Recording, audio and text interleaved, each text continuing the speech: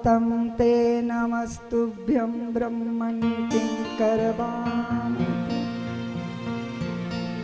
मधुरता से भरे, नेह से भरे, समर्पण से भरे वाक्यों को सुना भगवान ने, प्रसन्न हुए भगवान। हे राजन, बलि, आप जिस कुल में जन्मे हैं वो कुल अद्भुत रहा। याचकों को कभी भी वापिस नहीं लौटाया गया।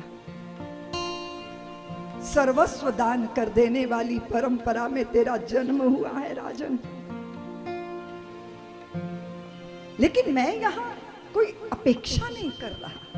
बलि ने कहा, आप ऐसे हो कि आपके श्री विग्रह का दर्शन करके लगता है अपना सर्वस्व लुटा दूं। कुछ कहिए। वामन बोले, मैं तृप्त हूं बलि। बलि बोले, नहीं, आप जरूर मुझे कुछ आज्ञा कीजिए। वामन बोले, तुम बहुत आग्रह करते हो बलि, तो मैं 3 पग भूमि से संतुष्ट हो जाऊंगा। 3 पग भूमि? आपने मांगा भी तो क्या मांगा, आप तो वैसे ही बड़े वामन हैं और आपके 3 पग। भगवान ने कहा, बलि मैं संतुष्ट हूं, मैं 3 पगों से ही संतुष्ट हो जाऊंगा, तुम संकल्प तो करो। शुक्राचार्य जी ने देखा कि ये कौन है। बलि के कुल की प्रशंसा करने वाले, बलि के पिता, पिता के पिता, पिता के पिता, पिता के पिता को जानने वाले। अरे ये तो साक्षात विष्णु भगवान श्री हरि हैं। वामन बनकर बलि के द्वार पर याचक बने खड़े हैं और बलि का हाथ पकड़ कर ले गए शुक्राचार्य। तेरी बुद्धि के पत्थर पड़ गए बलि, ये 3 पग भूमि में तेरी सारी संपत्ति चाट जाएंगे। ये साक्षात श्री हरि है।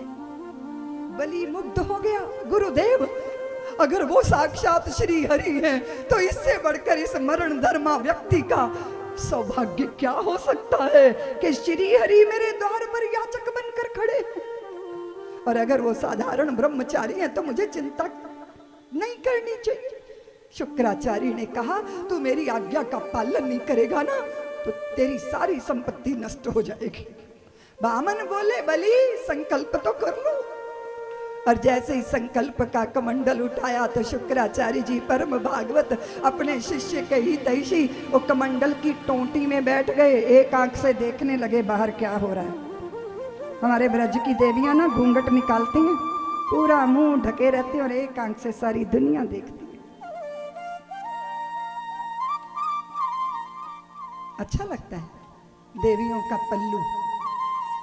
शुक्राचार्य जी ने देखा, धार गिरे, इससे उस धार को रोक दिया। भगवान वामन बोले, लगता है कुछ हट गया। कुशा का एक तिनका टोंटी में डाला तो शुक्राचार्य जी की एक पधार गई, एकाक्षी हो गए, जलधार बही। संकल्प हुआ, संकल्प होते ही वामन हो गए विराट। 2 पगों में त्रिलोकी नाप ली। और जब वो चरण गए ब्रह्मलोक में तो भगवान के चरणों का प्रक्षालन किया गया। तीसरा पग कहाँ रखूं? बलि ने देखा इतने विराट हो गए वामन। बलि ये नहीं बोला कि आप बेईमानी कर रहे हो, जिस मेजरमेंट में आपने संकल्प किया था उसी मेजरमेंट में आ जाओ, ऐसा नहीं बोले। बलि ने कहा, नाथ ये बताइए, दानी बड़ा होता है, दान बड़ा होता है कि दाता बड़ा होता है? मैंने अपना सर्वस्व दिया आपको प्रभु, किंतु जब तक मैं स्वयं को समर्पित नहीं करूंगा तब तक मेरा दान पूर्ण नहीं होगा। इसलिए अपना तीसरा चरण मेरे शीश पे धर दीजिए और मेरे संकल्प को पूरा कर दीजिए। कैसा अद्भुत दृश्य है। भगवान ने बलि को बांधा, लेकिन बलि की मनस्विता पर, बलि की समर्पण बुद्धि पर, बलि की श्रद्धा पर, बलि की धर्मज्ञता पर इतने रीझ गए वामन। सुतल लोक का राज दिया है। बताओ बलि, और कुछ चाहिए? बलि बोले, जब मैं अपने घर से बाहर जाऊं और भीतर आऊं मुझे दरवाजे पे आपके दर्शन होने चाहिए। आए थे बांधने, स्वयं ही बंध गए, द्वारपाल बनकर खड़े हैं। और उधर वैकुंठ में लक्ष्मी जी प्रतीक्षा करती रह गई।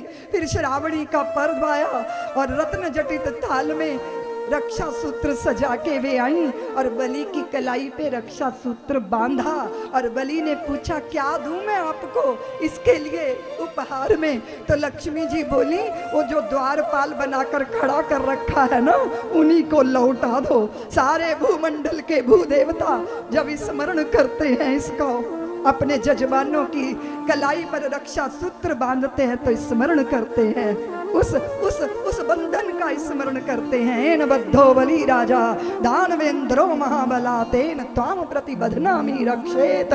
माँ चल आयुष्मान, मैं तुम्हें उस पवित्र बंधन में बांधता हूँ जो बंधन में भगवान ने बलि को बांधा था। वो है प्रेम का बंधन, वो है समर्पण का। भगवान ने हमको दृष्टि दी है हल्द्वानी वालों कि अगर बलि जैसे धर्मात्मा के सम्मुख भी जाना हो तो चाहे तुम त्रिलोकी के नाथ हो पर तुम्हें बामन बनकर ही जाना चाहिए। और जब आप किसी के सम्मुख बामन हो जाते हो तो बामन नहीं रहते, फिर वही आपकी विनम्रता आपको विराट बना देती है, आपका विस्तार कर देती है। बलि बने, बलि के यज्ञ में भगवान बामन बनकर आए और वही मेरे ठाकुर मत्स्य अवतार धारण करते। जले परोधि जले धृतवानसी वेदम, जब चारों तरफ सारा जगत पानी के तरंगों में डूब रहा था तब भगवान मनु सत्यव्रत जी की अंजलि में नन्हा सा स्वरूप धारण करके आए, विराट बन गए। और जब प्रलय हुई तब नौका से निबद्ध बहुत सारी धर्म ग्रंथों की पांडुलिपियां, अनाजों के बीजों को सुरक्षित रखा गया और उस प्रलय पयोधि में मत्स्य अवतार का अवतरण हुआ।